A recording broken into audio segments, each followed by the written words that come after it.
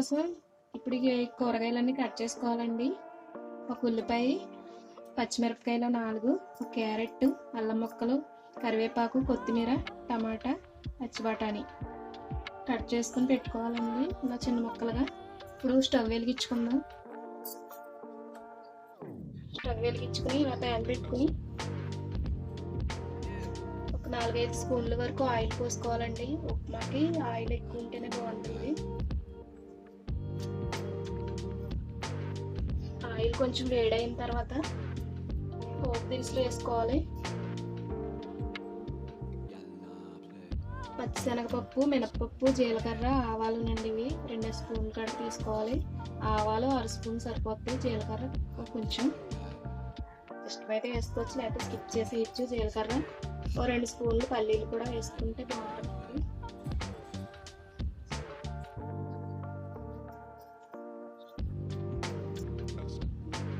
కొంచెం ఫ్రై అయిన తర్వాత వేసుకోవాలి. పల్లీలు కొంచెం ఇలా ఫ్రై అయిన తర్వాత శనగపప్పు కూడా వేసుకోవాలండి. వీటిని కూడా దూరగా ఫ్రై చేసుకోవాలి. ఇందులో కొంచెం జీడిపప్పు కూడా వేసుకుంటున్నానండి నేను. మీకు ఇష్టమైతే వేసుకోవచ్చు, లేకపోతే స్కిప్ చేసేయచ్చు, ఆప్షనల్ మాత్రమే. కూడా వేసుకొని బాగా ఫ్రై చేసుకోవాలి.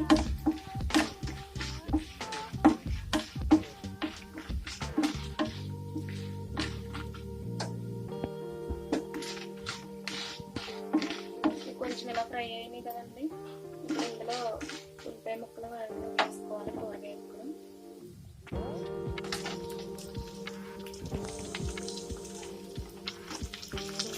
పచ్చిమిరపకాయలు వేసుకోవాలండి.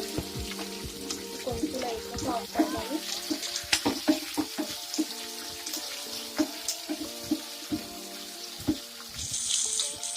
ఇప్పుడు క్యారెట్, అల్లం ముక్కలు కూడా వేసుకోవాలి. ఇవన్నీ వేసుకుని ఇలా ఫ్రై చేసుకోవాలండి. బాగా ఎర్రగా అయితే ఫ్రై అయిపోయిన అవసరం లేదు, కొంచెం సాఫ్ట్గా అయితే చాలండి. అన్నీ టమాటా ముక్కలు కొంచెం మగ్గిన తర్వాత వేసుకుందాం. ఉప్మా రవ్వ, గోధుమ రవ్వ అండి, ఎర్ర రవ్వ అని కూడా అంటారు దీన్ని. 1 కప్పు తీసుకున్నాను. తీసుకుని పక్కన పెట్టుకోవాలి. ఫ్రై అయినాయి కదండి. ఇప్పుడు టమాటా ముక్కలు కూడా వేసుకోవాలి. కొద్దిగా కొత్తిమీర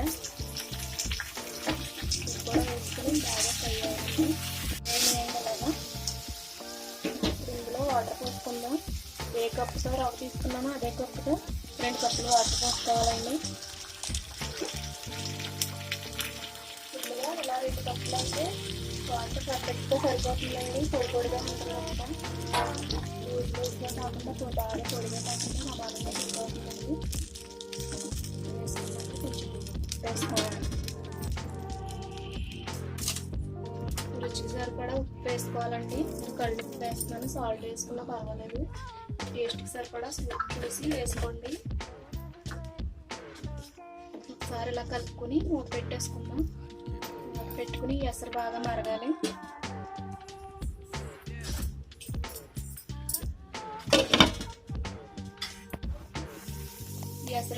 ఎసరిలా బాగా మరుగుతుంది కదండి. ఇప్పుడు దీనిలో రవ్వ వేసుకుందాం. ఇలా కలుపుకుంటూ వేసుకోవాలండి.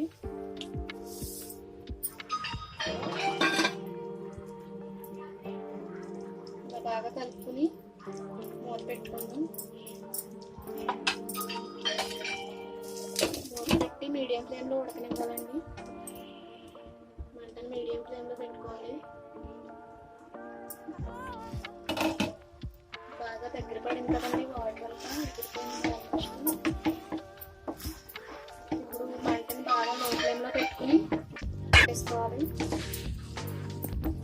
పెట్టుకొని ఇలా కలుపుకుంటూ ఉండాలండి. మొత్తం 1 గంట ఒక 5 నిమిషాలు మూత పెట్టి లో ఫ్లేమ్లో మగ్గనిద్దాం. మొత్తం పొడిగా అయిపోతుందండి. ఇది రెడీ అయిపోయిందండి ఉప్మా. మొత్తం వాటర్ అంతా పీల్చేసుకుంది కదా. పొడిగా అయిపోయింది కదండి. ఇప్పుడు స్టవ్ ఆపేసుకుందాం. స్టవ్ ఆపేసుకుని ఒక 2 నిమిషాలు మూత పెట్టుకుని ఉంచుకుంటే సరిపోతుంది. స్టవ్ ఆఫ్ చేసేసుకున్నాను. అంతేనండి, ఎంతో టేస్టీగా ఉండే గోధుమ రవ్వ ఉప్మా రెడీ అయిపోయింది. చాలా బాగుంటుందండి, టేస్ట్ కూడా చూడండి ఎంత పర్ఫెక్ట్గా ఉందో, ఇలా పొడి పొడిగా. ఇది ఆరోగ్యానికి కూడా చాలా మంచిదండి, తొందరగా డైజెషన్ అవుతుంది. చాలా బాగుంటుందండి ఈ ఉప్మా. మీరు కూడా ఇలా ట్రై చేసి చూడండి ఒకసారి.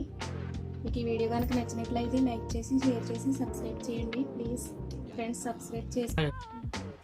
ఫ్రెండ్స్ సబ్స్క్రైబ్ చేసుకోవడం మాత్రం మర్చిపోవద్దు.